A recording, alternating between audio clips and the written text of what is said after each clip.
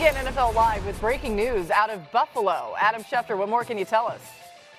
Laura, the Bucs have named their offensive coordinator, Joe Brady, their new head coach. This establishes some continuity. We know that Josh Allen was a part of the interview process. Clearly, he is comfortable moving forward with Joe Brady as his head coach. This is a change in Buffalo, so it is something different, but it's also something similar because he knows the personnel, he knows the organization, and Joe Brady has turned down chances in other years to interview for other head coaching jobs. This was an ideal scenario. He flew back from Las Vegas after interviewing for a second time for the Raiders head coaching job, knowing that Buffalo was targeting him. And the Bills never got to a round of second interviews with their candidates. They brought in a slew of candidates over the weekend to Florida, met with them all, and after meeting with everybody in the first round, decided that they had seen enough, that Joe Brady was their head coach in waiting, and they've officially worked out a 5-year deal to bring him on as their head coach. All right, tons of news to get to today. Adam is with us all show long. Excellent pullover, by the way, a little Masters pullover by Adam. I love it. We'll get to Brian Daboll and that hiring by the Titans. Mike McCarthy being introduced by the Steelers. That's coming right just a little bit. Dan, Mina, Marcus here. Marcus, what do you think of Buffalo hiring Joe Brady as their new head coach? I think it makes sense. Boogie, we asked this question a couple of days ago, I think, on our show. What about Joe Brady with these head coaching candidacies and trying to figure out what was the holdup? A young, bright offensive mind working with a quarterback that was league MVP last year. It makes sense coming out of Buffalo. It's going to be about who he hires, how he delegates positions around this organization. But it's one critical point that I want everybody to remember, and we talked about this when Sean McDermott was let go. This is about a Super Bowl.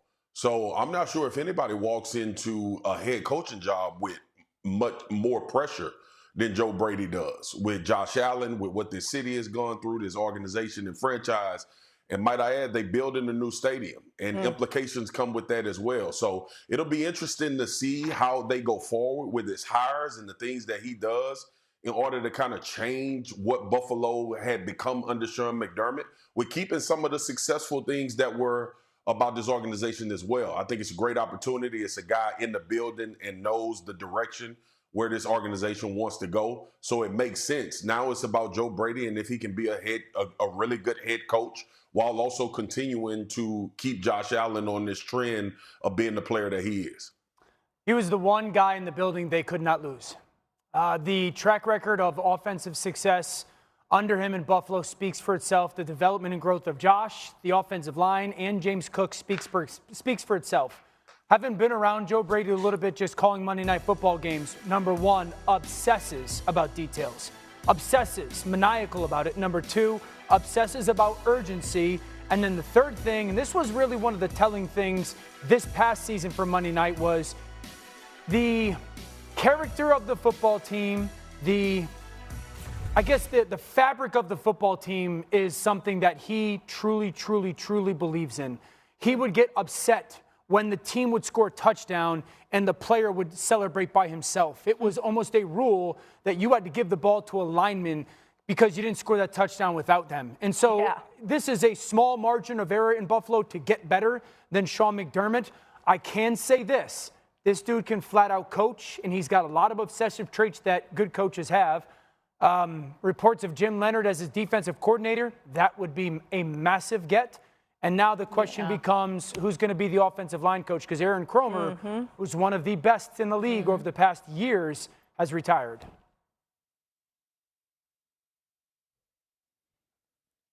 Mina? Oh, I was told Shefty wanted to jump in. Sorry. Oh. All right. Would you like to jump jump in in here? We're not hearing from Shefty, so go ahead, Adam. Go ahead.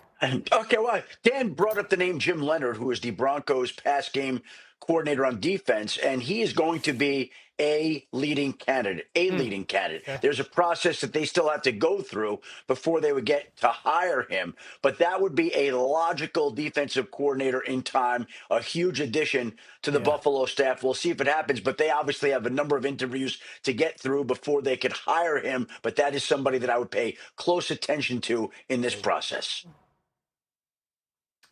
Yeah, I would love that. To go back to Dan's initial point about them not wanting to lose Joe Brady, I can't help but think the Bills and maybe some other teams in the future looked at what happened in Tampa and saw Liam Cohen walk out that door and wonder if they might have similar regrets that I do feel a lot of people in Tampa have now, watching the success Cohen had too, leaving for Jacksonville. And I think in and of itself, like just focusing on Brady, that does make sense. His offense was good this year. It was 4th in DVOA, 3rd in EPA per play, despite some pretty significant limitations at receiver. I think that's where I get a little bit, I wouldn't say critical of the Brady hire, but more so the total process, because the things, when I point to the offense and I say they were held back, well, they promoted the GM. So in totality, the moves to me do feel a bit like scapegoating Sean McDermott, which, you know, he's the kind of the odd man out here. But I do understand the desire to have offensive continuity given how good this offense is. And then to go back to the defensive coordinator, I would love that just because, you know, since you're sticking with your offensive play caller and your GM, you want to have some fresh voices in the building. And that, to me, would be the opportunity there on defense. Leonard has been the defensive pass game coordinator, in Denver, where the pass defense has been both successful and extremely creative. That creativity goes back to college, Wisconsin as well. So if they were to pull that off, I think then you start to feel good about, okay, we're, you know, sustaining the momentum on offense, but also trying some new things on defense. Personnel, to me, remains the biggest issue, though, with this football team. Yeah, well, the reality is I'm not worried about defense because this hire was made for Josh Allen. And when you move forward as a football team, when it's Joe Brady and Josh Allen, this is going to be all about them and the success of this football team. If they don't have that success, we're not going to talk about the defense. We will on this show because we'll break film down. But the overall narrative will be about Joe Brady and Josh Allen, and this was supposed to be a level up from Sean McDermott. MK, you and Dan and RC and I were sitting on here like, I don't know if I like this move getting rid of Sean McDermott, which is why I alluded to the pressure that Joe Brady is under taking over as the head coach. Yep.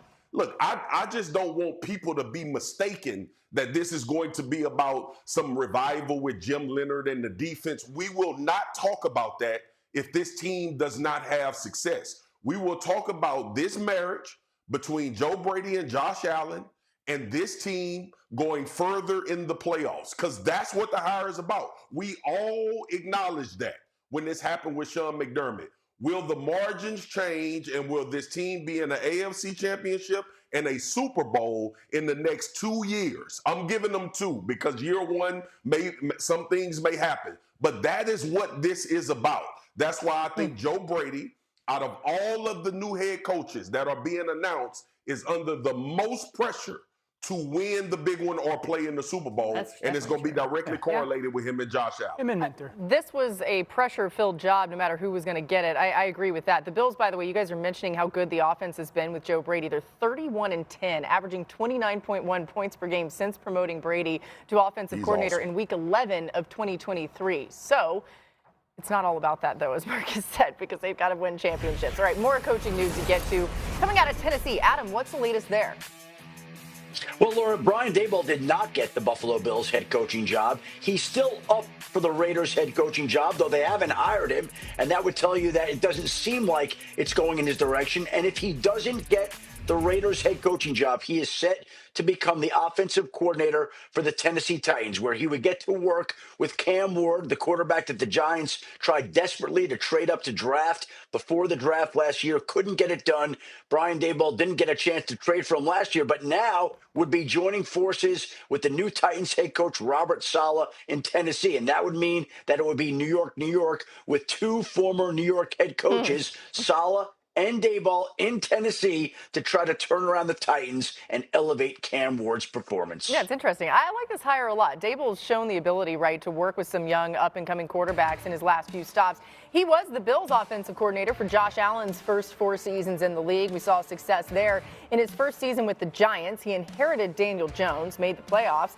And then, of course, there was Jackson Dart, so you know about that and what he was able to do with him. But he threw 15 touchdowns, 5 picks. Earlier in his career, he was a quarterback coach for Brett Favre during his Jets season. I'm not sure many people even remember that. But, Dan, do you like this fit? Oh, I really like the fit. Kind of to the points that Shefty and you made. One, I like the fact that Saleh has somebody else who's been a head coach, so like there's the ability to be the head coach of the defense in many ways and then head coach of offense. 2, Brian Daboll's track record for the young quarterbacks, Laura, you pointed out, speaks for itself. The big thing for Brian Daboll is continuing to push Cam Ward to slightly calm some of the loose mechanics down and not take away his special talents. If he can find that sweet spot where you're not trying to coach the magic out of him, special out of him, and you could just really get him to be more consistent, then you got a really, really, really high-end player. If he could do that, I like it.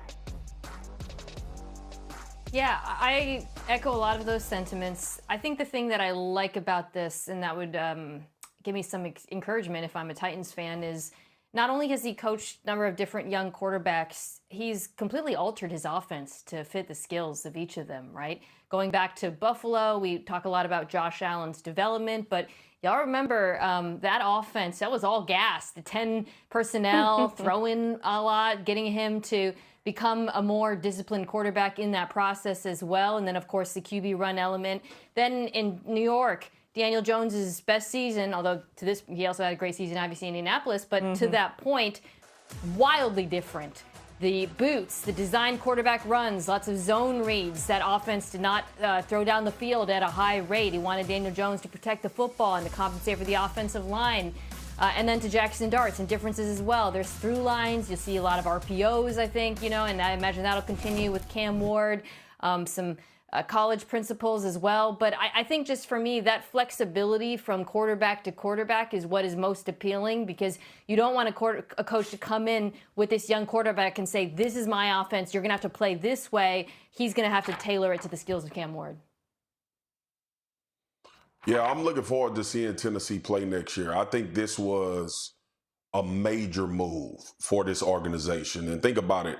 The coach that they let go is about to play in the Super Bowl that we're about to go cover in San Francisco. So when you look at Robert Saleh, y'all know I'm a huge fan of him and what he did, not only with the Jets, but in San Francisco with that defense and what he was able, how those guys competed. Sometimes you look at the response of players more so than the X's and O's. And I think these are two guys that gets the response out of players to elevate them not only as football players with development, but also give them a reason every week to go out and compete at the highest level. I think, honestly, that's the most successful trait of a really good head coach, is that these guys will run through a brick wall for you, or a coach leading a unit. Brian Daboll, I've known him since he was at Alabama. Boogie, you've known him. We know he's fiery, but guys love playing for him. And Robert Saleh, to me, seems like the antithesis of a guy that football players love to be around and want to max out as players around him. They have two cornerstones as well. Dan, I heard you talk all season about Cam Ward and how talented you think he is. So Brian Daboll developing Cam Ward, based on what you've talked about and what we've seen, he can become one of those guys that you believe can be a franchise leader. Okay. And the cornerstone on defense that Robert Saleh is working with is Jeffrey Simmons, a guy that is phenomenal, a great leader.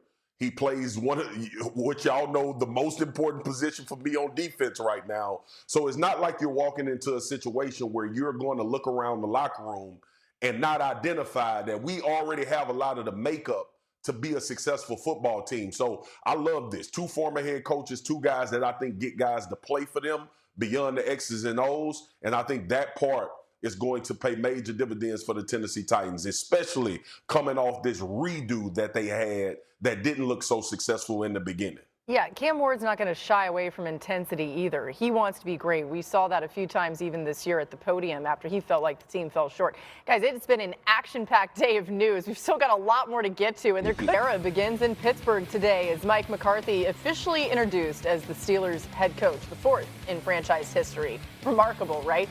So what does a new voice mean for the standard in Steel City? Let's hear from Mike McCarthy. I mean, definitely. I mean, I don't see why you wouldn't. But, you know, I think just like anything, knowing Aaron long enough, going through seasons, I think when players, to see Mel Blunt here, I mean, when guys are up at that stage of their career, they need to step away and decompress it. I think that's very important. And I have spoken to Aaron, and so that's really where we are there. But I was able to sit back and watch the games. I watched most of the Pittsburgh games on TV, and I thought he was a great asset for the team. Yeah, definitely. I will call the plays on offense, and so that obviously we'll run the offense. But these coaching staff, it's a bigger challenge each and every year. And I just think there's more moving parts to it. But it's been very fluid the last 48 hours. So. Hey, so a lot of interesting in there, and we'll get to all of it. Play caller, he's spoken to Aaron Rodgers. Marcus, I'll come to you first. You think Rodgers coming back to Pittsburgh would be the right move if it happens? I mean, based on where Pittsburgh is now, what other choice do they have? Look, I'm going to keep this brief. Mike McCarthy, congratulations. It's phenomenal. You're back in the league. You're a head coach. If they don't figure out this quarterback position for the future, we're going to be having the same conversation next year, and the year after that, and the year after that. The one thing coaches don't get banners for, what Phil Jackson banner up there? Because Michael Jordan next to him, and Kobe Bryant next to him. And if he's talking about winning championships, like he did in Green Bay, with one of the best quarterbacks ever, when he walked into Dallas, he won 12 games per year with Dak Prescott, one of the top quarterbacks in the NFL. Got to figure it out in Pittsburgh. That's my question. Sorry. That's a great question. Mina, what do you make of McCarthy's decision to take over play calling in Pittsburgh? Because that was something we were kind of wondering about even yesterday. Look, Mike McCarthy last called plays in Dallas, and he did a good job. It was a good offense with Dak Prescott, but Dak Prescott's a very good quarterback in the prime of his career. That matters. They had CeeDee Lamb, obviously. Yesterday, when we talked about this news, the Mike McCarthy news, I said, let's withhold judgment because I liked the idea of him coming in as a CEO type and them not doing a full rebuild, but a reset, right? Like not just trying to go all in and do more of the same, going younger at quarterback, trying to bring in maybe a new offensive mind and trusting that McCarthy could oversee it all. That doesn't sound like it's what's happening, though. I said, let's withhold judgment, but now I'm starting to feel it's increasingly the language coming out of Pittsburgh sounds more like run it back and tread water. So I know Marcus makes a good point. They don't have a ton of options at quarterback. They're obviously not picking high in the draft, and there aren't many, options out there for them. But if I was a Steelers fan, I would be pretty unenthused, by the idea that the offense looks anything like it did last season, quite frankly. Yeah, I still believe that this is a prime place for Malik Willis. Whether Rodgers is there or not, it's probably a hefty investment for a free agent quarterback if Rodgers is back. But at some point, that has to be a part of your future. I understand Will Howard is there, their draft pick in the 5th round last year out of Ohio State. Malik's going to command a lot of money. This is what I would say about Pittsburgh as well. We talked about them and Coach McCarthy in the quarterback spot. If Aaron's back or not, they need more and better receivers. This is an offense. Mike McCarthy, his offense needs receivers. This is a offense that was one guy and tight ends. One guy, tight ends and backs. They need more wideouts in Pittsburgh.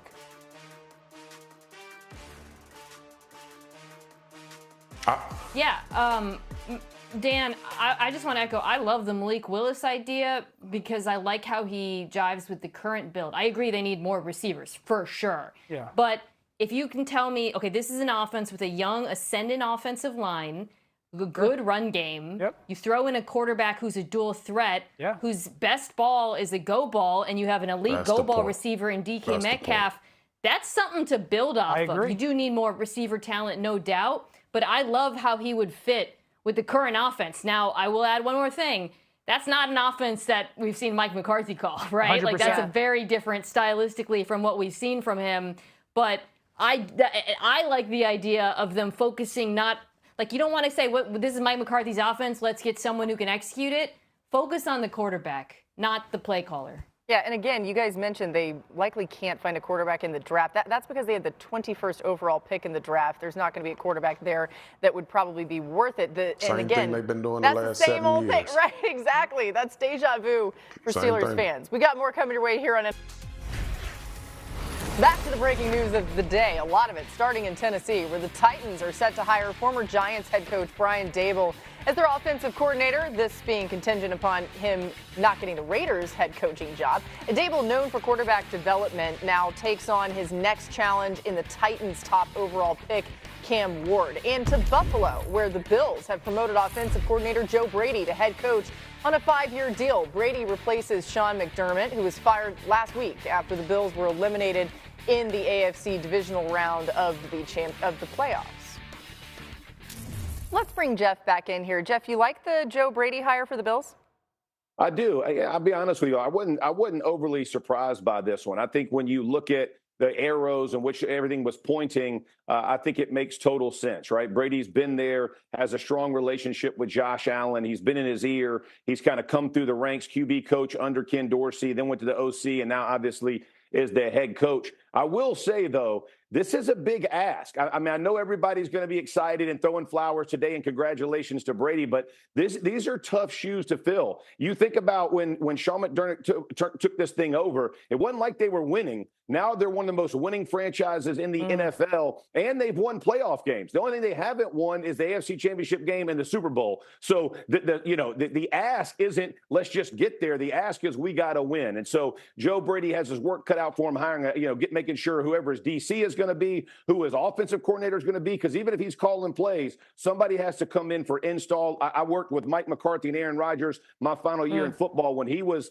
the head coach and the play caller, but Tom Clements basically installed everything. So finding the right fit for that, all of those things are going to have to be situated here in the next few weeks to get this thing off and running for OTAs, which are just right around the corner. Yeah, and as Adam Schefter's reported throughout all of this, we've heard other people talk about this as well. Josh Allen, a big part of all the coach interviews, a lot of the behind the scenes, ultimately didn't make the final decision, but we know that relationship was a big piece of this. Thanks so much, Jeff. Absolutely. Have a great one. The Falcons held their introductory press conference for new head coach Kevin Stefanski today. No real surprise that he was asked at length about his two quarterbacks, Kirk Cousins and Michael Penix Jr. I will tell you, obviously, Michael is somebody I'm very excited about, and his rehab is what's most important right now. And I saw him in the training room this week. He's, as you can imagine, attacking his rehab. And then when it comes to Kirk, obviously I have a previous relationship with Kirk, but I don't know if it's the time yet to talk about all positions and those type of things, but those type of conversations will come in due time. Dan, how should Stefanski approach this quarterback position in Atlanta? Try to get Kirk Cousins? Yeah. Michael Penix is, yes, talented, and there's been moments that he's had success, but the performance on the field hasn't said, yup, home run pick. There's been some good, and then there's been some not so good. Doesn't give the ball away a ton, but a lack of consistency. I think the second thing is the injury history is real. And he tore his ACL this past year. When is he going to be healthy enough? And then for the Cousins edition, I know that there's been reworking of the contract and the past history. I'm of the belief Kirk Cousins is the starting quarterback of the Atlanta Falcons this coming fall. This team should win 11 games under Kevin Stefanski. Because if it's not Kirk, then it's probably somebody like Mac Jones, but it's going to cost the team without a first-round pick a certain pick to San Francisco. I'm sure San Francisco wants to try and keep him, do everything he can, but I think it's going to be Kirk Cousins in Atlanta. It starts there. Yeah, I think as far as Penix Jr. goes, look, he's not out of the running. You give him the opportunity to show that he can work his way back, and also the opportunity to show that he can play from under center. Yeah. To me, that's a deal breaker for Kevin Stefanski joining this team.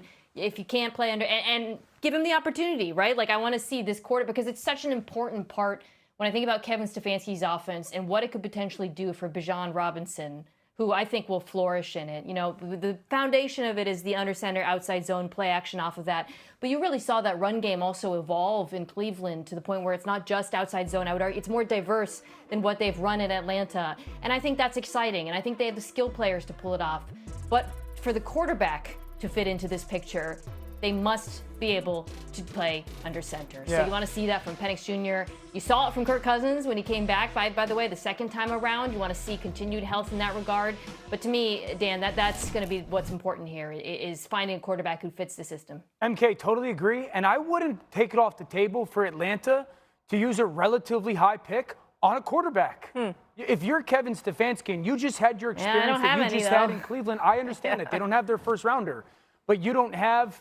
You have the experience of the past where you were just floating through quarterbacks, and you're Matt Ryan, and you're sitting there with this new role, and it's like, okay, I've got this older player, Kirk Cousins, that obviously can still play, but he is older, and he does have the injury, not too distant himself, and then a younger player that's unproven and unhealthy, The last thing you want to do with this hire of Kevin Stefanski is place him in a relatively quarterback situation that he just had in Cleveland without a long-term high-end plan. That's interesting. I just wouldn't be surprised by it. Yeah, it was interesting, too, you guys. We had the Falcons on Monday Night Football against the Rams for the latter part of the season, and Kirk Cousins was very candid about, he's like, I'm going to be out of here. I'm not going to be here. Now, obviously, things have changed dramatically since then, but I'll be fascinated to see how he feels about sticking around. I think Stefanski may have to recruit him, so to speak, a little bit. All right, let's get to L.A., where the Chargers introduced Mike McDaniel as the team's new OC. Today, he was asked about his plans for Justin Herbert. Here's what he said. There's a lot of incredible plays that Justin has made. He's firmly capable, and sometimes as a coach, you can rely upon that a little too much. It can be taxing over time for a player to necessitate an incredible play too often to be able to score points and win football games. So you try to take it off of him by creating some low-cost, high-reward offense that, he's firmly capable of doing. Marcus, what does McDaniel need to change in order to get the best out of Justin Herbert? Well, look, I'll let Dan talk about horizontal motion and pre-snap motion and all of those things that Mike McDaniel does. But one thing that I am super excited for Mike McDaniel about is the fact that he got a quarterback that can make secondary plays. And I know he's just coming off a soundbite where he say Justin Herbert don't need to make the extraordinary plays. A lot of times in Miami, that is what was missing, right? We know this guy can call plays. We know he can manufacture yards. This team had a revival. When they were left for dead, they still competed at a high level, which says a lot about how he was able to get these guys to play, him and Anthony Weaver. Let me give him credit as well. But ultimately, now having Justin Herbert, anybody would be excited about, but play breakdown, secondary plays, use your legs, extending plays. He's afforded that now, which I think makes him more dangerous as an offensive coordinator, knowing that his quarterback at times may bail him out of a situation, even though he feels like he has the perfect thing dialed up. Dan, go ahead, because I know you can't wait to talk about this marriage. Yeah, you're right. Right now today, with this addition as a play caller, on paper, this will be a top 5 offense in the NFL. There's no question about it. When we're talking about, if healthy, the talent that they have, the quarterback that they have in the scheme.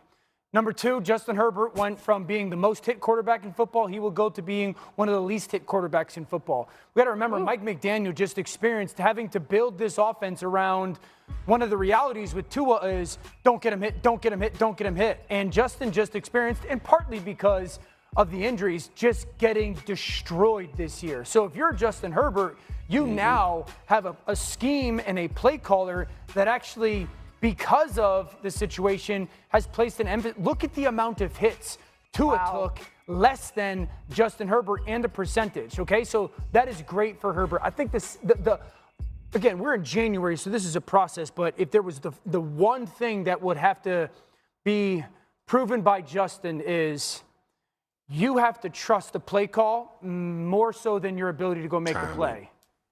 Mike designs these plays, and you just have to trust it's open. Like, it'll get there, and you got to see it before it happens, and anticipation and some touch throws and windows, rather than you're so talented, you'll make the play. That's going to take some time. He's plenty good enough to get there. Once he does, take off. You remember in Harbaugh's first season with Herbert, just how much he pumped Herbert up, how much he talked about how great he is. He obviously still did that last season, but there's been a little bit of a remaking of the confidence and some of that just ability to go out there and be great. Yeah, go ahead, Swag. Dio, we obviously know that this is Mike McDaniel coming from Shanahan's system. And to your point, we talked about Brock Purdy with his anticipation. We talked about that was Tua's superpower is getting the ball out on time and in rhythm. How long do you think it's going to take Justin Herbert to do that, to accomplish that? I don't think Justin will ever anticipate throws the way that Brock Purdy does and has, and same with Tua, because he's got 10 years of not needing to. Those guys have to because they don't have the arm power and the revolution power that Justin does. But you definitely want to see him do it more. And Marcus, for me, it's, I played under Kyle. I was in this offense. You get to a point where the coach just gets the player to sit there and go, just trust that guy is going to be open. You don't have to wait for him and see him open. It's more of a trust thing more so than a repetition thing. Once he trusts that that guy will be there, he'll cut it loose. But I don't believe he's ever going to be that floated over a defender anticipation thrower like those guys. He doesn't have to be. He's got the howitzer. He'll throw it through windows rather than over them. Yeah, it's interesting, too, because Herbert obviously is a key piece in this, but I'm excited for a guy like Ladd McConkey, Omarion Hampton, some of these players that really should flourish in this McDaniel offense. Coming up next, a complete rebuild in New England made for New England. Last year, they finished 4-13, firing coach Gerard Mayo, bringing in Mike Vrabel and OC Josh McDaniels. They overhauled the roster with 30 players on the opening day active roster that did not play for the team last season. That was the most roster turnover of any team. And Drake May made a big jump in his sophomore season, going from a 55 QBR to a league best 77.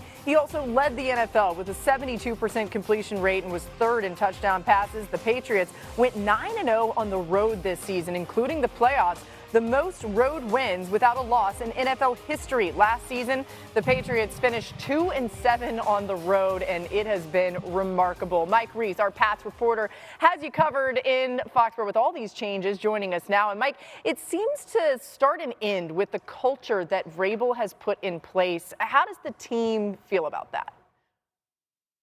Spot on the culture, Laura. And if there's one word that maybe defines that culture best, it's connection. Vrabel wants the players to feel connection in the locker room throughout and beyond. And the players say they do feel it. I think you try to have a core belief in what you do. And I think you try to be consistent with that. But I think you also have to be, authentic. Again, I talk about how much time we spend together. And so I think it goes all the way back to when, they don't care how much you know until they know how much you care. Being able to hear guys' stories and things like that, even if you don't talk as much in the locker room, just having guys go up in a room and talk about things that they've been through and how they got to where they are now. I feel like I was just able to know guys on a deeper level in that aspect. I'll give you an example of that caring and connection that happened just yesterday. Patriots get back from Denver around 4:30 in the afternoon. They had been staying overnight, delayed. Big snow here, Laura. And they get back and all their cars were cleared off so they could just get right in them and leave. Mike Vrabel actually starting his press conference today, thanking the parking attendants for creating that for the players. That's amazing. That starts with the top, right? The Kraft family wants that type of care throughout their organization, and we're seeing why they continue to be so great. Thanks so much to Mike Reese for the latest there. And it's interesting, Dan, because you heard some of that there from the players, but it's been documented that Vrabel had to sort of make himself a little bit vulnerable with these guys so they felt comfortable. A leader of men comes into the fold here, and the culture shift happens. What do you make of that? Yeah, it just feels very early 2000s Patriots. The game in the AFC title game felt that way, certainly against Houston as well. And what Mike Vrabel has done this year, it's not hyperbole, is historical. There has been one coach in the history of the NFL that has done what he's done. Guess who it is? Bill Belichick, somehow. So what is this? This is saying is a coach took over a team, and that team had 5 or fewer wins the season previous, and within that first 2 years, Belichick did it in his second year. Vrabel obviously has done it in his first, takes him to the Super Bowl. I have no idea how this happened in New England again. That's crazy. But the fact that and when you look at it, because I remember a week or two ago, we detailed and documented the Houston rebuild. Yeah. It was about a 3-year rebuild. Right. This is really a 1-year rebuild. I think Mike Vrabel's been the head coach in New England for about 400 days.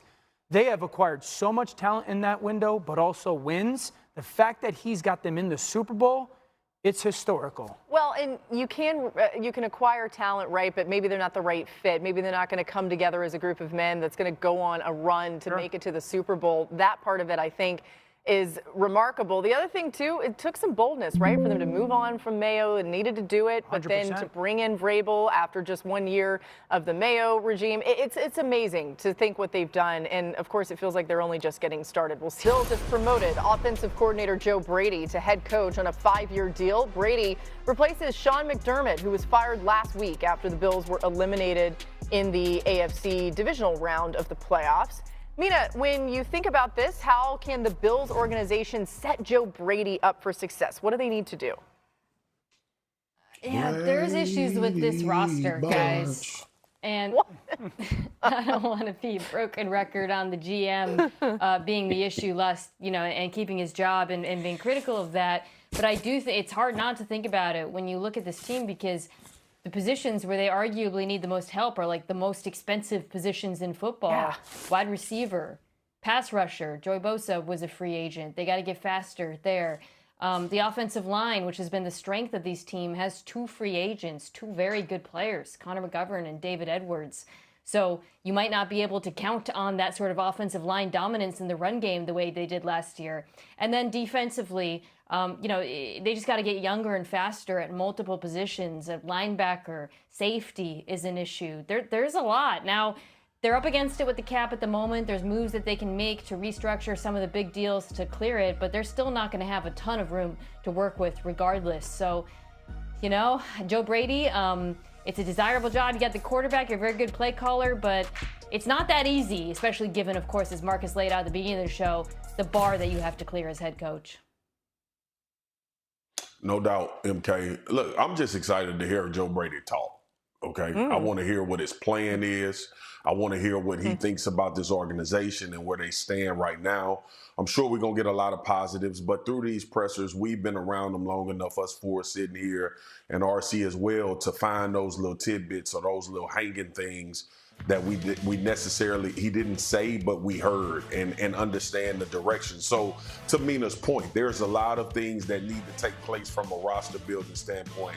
But ultimately, I want to know what Joe Brady's direction for this football team is, because that is going to be vitally important, the messaging, when he first speaks about being Buffalo's head coach. Yeah, Marcus, you said something before that I've been thinking about, that this is the most pressure-packed head coaching hire of this offseason. Yeah. And then I said, well, Jesse Minter as well. And that's probably right there true. But I do agree that now, because Joe was hired from within, and he's had the success, and obviously what the expectation is, I think there's a ton of pressure on him, more so than any other hire. I would agree with that. I would say this, though. I think that this organization, if you had to ask or find one word that I truly in my gut feel that this team needed to take a step forward in, it would just be aggression. It hasn't been an overly aggressive offense, and it hasn't been an overly aggressive defense. Joe Brady, make this offense more aggressive. And if you do get Jim Leonard as your defensive coordinator, he learned from Rex Ryan. He will. Be aggressive. Rex Ryan, yep. If you're looking to find that one final step, I think it's in that. And it felt like if they're going to make this change the way that they did, they've got to make a change, right? Joe Brady was already in the organization, but certainly will be different than Sean McDermott was. We've got more NFL Live for you all week long. Don't miss it. We'll see you tomorrow. SportsCenter is next. Hello there. Welcome to SportsCenter.